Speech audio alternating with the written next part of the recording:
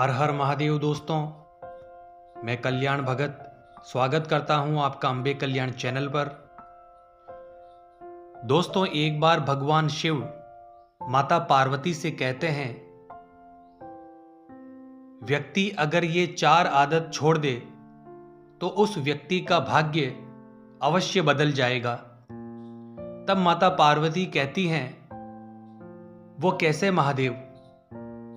फिर भगवान शिव कहते हैं, मानव के जीवन में सत्य को जान पाने का एकमात्र रास्ता साधना है। वो बात अलग है कि मानव उसे पहचान नहीं पाता या साधना की गहराइयों में जा नहीं पाता, लेकिन उसका कारण मानव स्वयं है।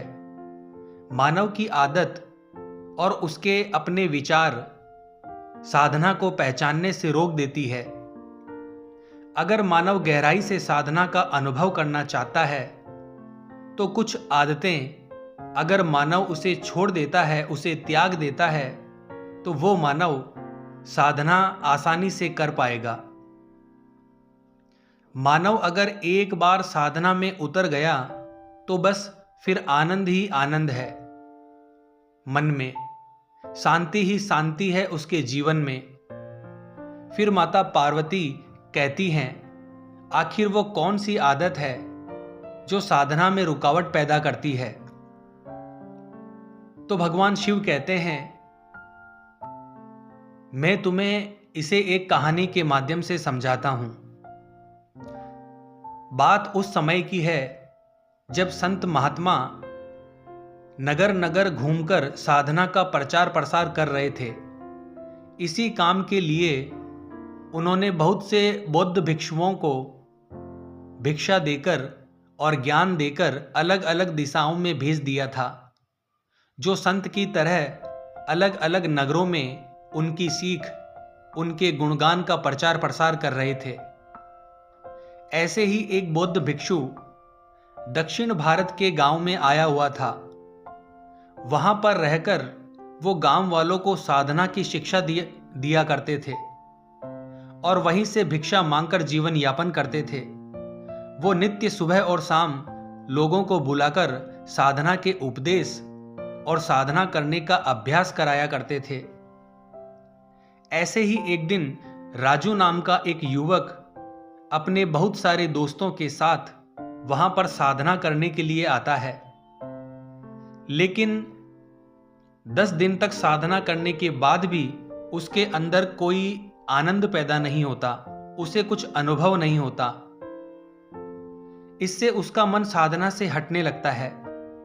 लेकिन राजू बहुत ही दृढ़ संकल्पित व्यक्ति था। वो कैसे भी करके साधना की अवस्था को प्राप्त करना चाहता था। इसीलिए एक दिन संध्या के समय उसने उस बौद्ध भिक्षु से एक सवाल पूछा कि गुरुदेव, आप हमें ये तो बताते हैं कि साधना करने के लिए किस तरह की जीवन शैली अपनानी चाहिए, क्या क्या काम करने चाहिए, क्या क्या आदतें अपनानी चाहिए। आप हमें सब कुछ बताते हैं, लेकिन फिर भी मैं साधना नहीं कर पा रहा हूं।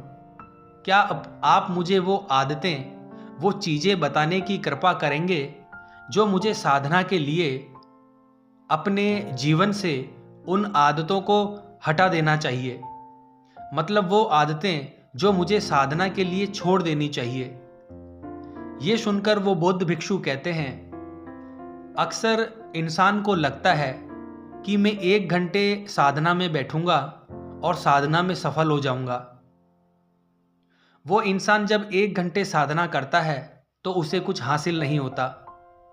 अब समझने की बात यह है कि साधना कोई खेल या कोई काम नहीं है जो आपको 1 घंटे ही करना है। साधना जीवन जीने की शैली, जीवन जीने का तरीका है। इसीलिए जीवन के हर कार्य में साधना का होना बहुत जरूरी है, वरना इंसान का 1 घंटे की साधना से इंसान को कुछ भी हासिल नहीं हो सकता। अक्सर लोग साधना करने के लिए एक दिनचर्या बना लेते हैं। वो सुबह और शाम रोज साधना करते हैं, लेकिन वो साधना तभी कारगर होगी जब आप दिन में काम करते वक्त, उठते बैठते, खाते पीते वक्त भी साधना के बारे में समझते रहते हैं। बस उसी जीवन शैली के कारण आपको 1 घंटे की साधना इंसान के जीवन को अच्छा बनाएगी। इसके बाद बौद्ध भिक्षु कहते हैं, अगर तुम कुछ गलत आदत कुछ निरर्थक बातें अपने जीवन से हटा दो तो ही तुम्हें साधना करने में आसानी होगी। फिर राजू कहता है, लेकिन वो आदतें क्या है, और अगर ऐसी आदत है जो हमें छोड़ देनी चाहिए तो उसके पीछे आध्यात्मिक दृष्टिकोण क्या है? इस बात का जवाब देते हुए बौद्ध भिक्षु कहते हैं कि सबसे पहले याद रखो कि हमारी इंद्रियां ही ज्ञान ग्रहण करती है। हम कोई भी इच्छा या बुरा ज्ञान अपनी इंद्रियों के माध्यम से ही ग्रहण करते हैं। इंद्रियां मतलब आंख, नाक, कान, जीभ और त्वचा।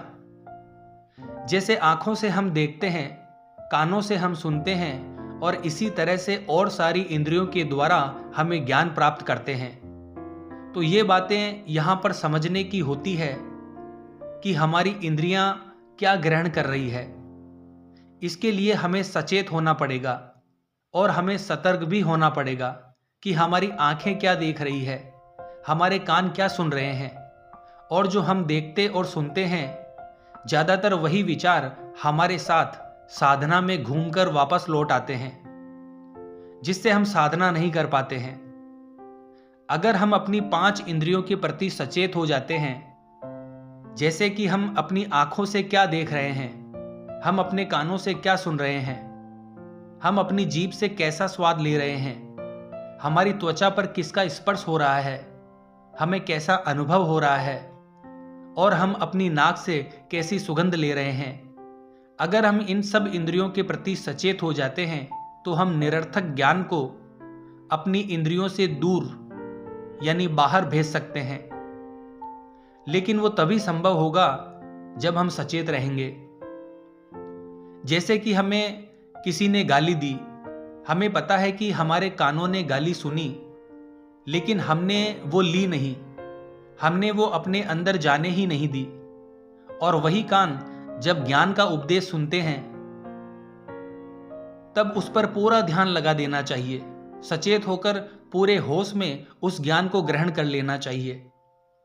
इसी तरह सब इंद्रियों का अलग अलग अनुभूति होती है। जैसे कि किसी पराई स्त्री का स्पर्श और एक माता का स्पर्श, दोनों के स्पर्श में बहुत अंतर होगा। लेकिन अगर हम सचेत रहेंगे तो दोनों के स्पर्श को हम अलग अलग तरीके से अनुभव कर पाएंगे और ये देख पाएंगे कि किस स्पर्श के कारण हमारा मन अशांत होता है। दूसरी आदत, जो व्यक्ति नया नया साधना करता है उसकी साधना में अक्सर वो बाधा बनती है। हर इंसान और हर व्यक्ति सब कुछ बहुत जल्दी पाना चाहता है। जब व्यक्ति साधना करता है तो वो सोचता है कि मैं 1 घंटे तक साधना करूंगा, लेकिन वो 5 मिनट में ही साधना की गहराइयों में जाना चाहता है।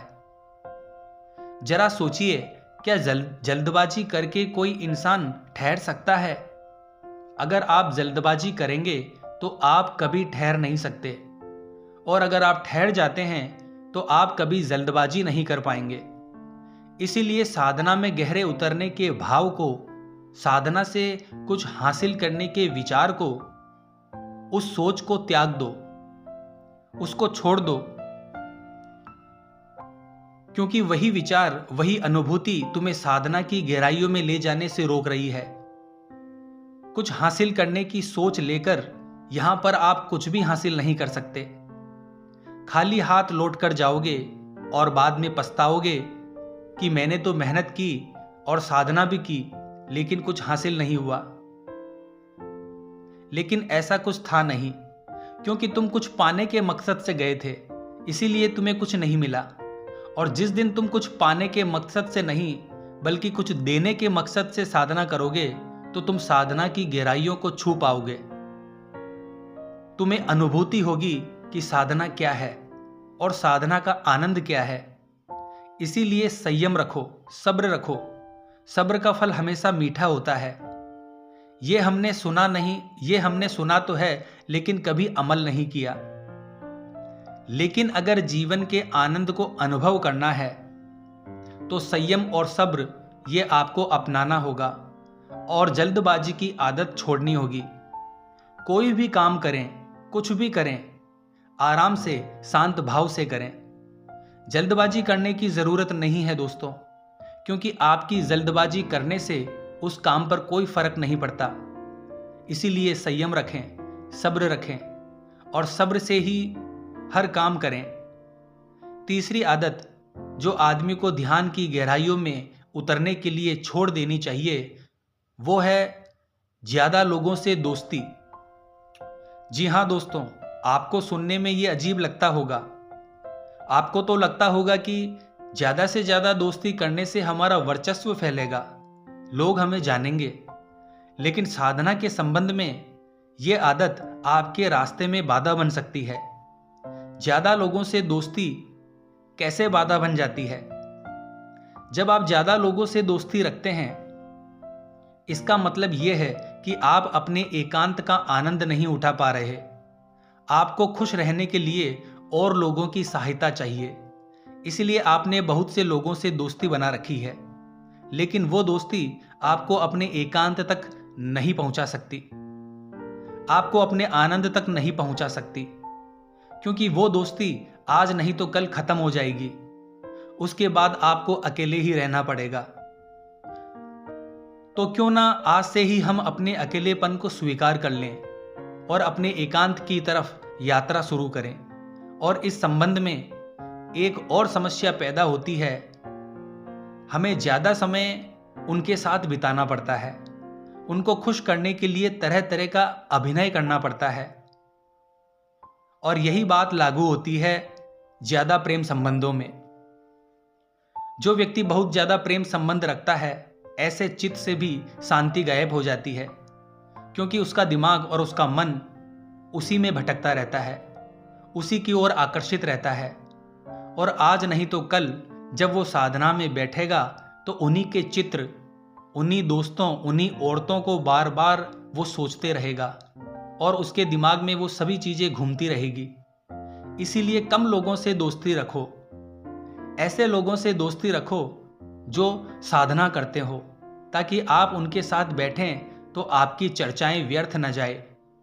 किसी की चुगली ना करें, किसी के बारे में बुरा ना सोचें। सिर्फ हम लोग साधना के बारे में ही चर्चा करें, ताकि हम ज्ञान की गहराइयों को छू पाएं, सत्य को समझ पाएं और जिससे हम साधना के बारे में समझ सकें। किसी दूसरे से उम्मीद या आकांक्षा आपको हमेशा दुख देगी। हो सकता है एक दो बार के लिए आपको सुख मिल जाए, लेकिन आपको कोई फायदा नहीं मिलेगा।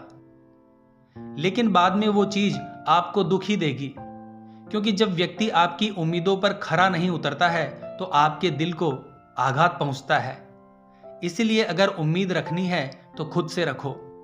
अपने परिवार वालों से भी कोई उम्मीद मत रखो। अपनी बेटी, बेटा, अपने पिता से कोई उम्मीद मत रखो।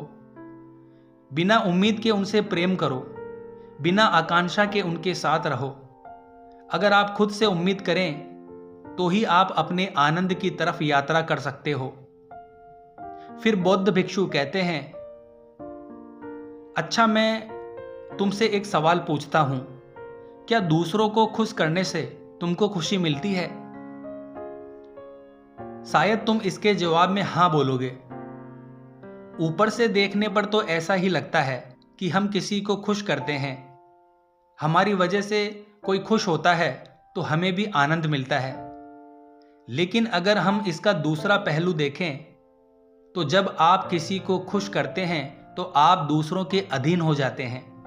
कहने का अर्थ यह है कि किसी व्यक्ति को खुश करने के लिए आपको ये जानना होगा कि व्यक्ति को खुशी किस चीज में मिलती है।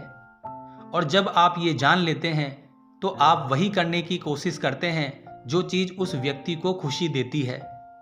लेकिन बहुत बार ऐसा होता है कि जो चीज उस व्यक्ति को खुशी दे रही है उसको करने से तुम्हें खुशी नहीं मिलती, लेकिन उसे खुश करने के लिए तुम्हें यह काम करना पड़ता है। इसीलिए तुम्हें अपने जीवन के आदर्शों को दांव पर रखना पड़ता है और कई बार उन आदर्शों का उल्लंघन भी हो जाता है। दोस्तों, किसी को खुश करिए, खुश करना अच्छी बात होती है, लेकिन अपने आदर्शों और अपने मूल्यों को दांव पर रखकर नहीं। जैसे कि किसी मित्र ने हमें भोजन का निमंत्रण भेजा है और हम वहां पर जाते हैं, लेकिन साथ में वो हमें मदिरा और धूम्रपान भी करने के लिए कहता है, लेकिन हम करना नहीं चाहते, लेकिन उसको खुश करने के लिए हम वो काम भी कर लेते हैं, जिसके बाद हमारा मन अशांत होता है, शांति खो जाती है। अगर आपका मन मदिरापान करने का नहीं कर रहा है तो कोई मतलब नहीं बनता कि आप दूसरे को खुश करने के लिए वही काम करें जिससे वो खुश होगा। भाई, मैं मदिरापान करूंगा, उससे आपको खुशी मिलेगी, इस बात का क्या संबंध है? इसीलिए अज्ञानता के अंधेरे से बाहर निकलिए, क्योंकि जो व्यक्ति साधना करता है वो साधक कहलाता है, और साधक का मतलब होता है खुद को साधना, यानी स्वयं के जीवन को परिवर्तित करना, साधना के नियमों पर चलना, साधना के नियम के अनुसार जीवन व्यतीत करना। तो आशा करता हूं दोस्तों, आज की ये जानकारी आपको अच्छी लगी होगी। तो जय श्री राम बोलना पड़ेगा दोस्तों।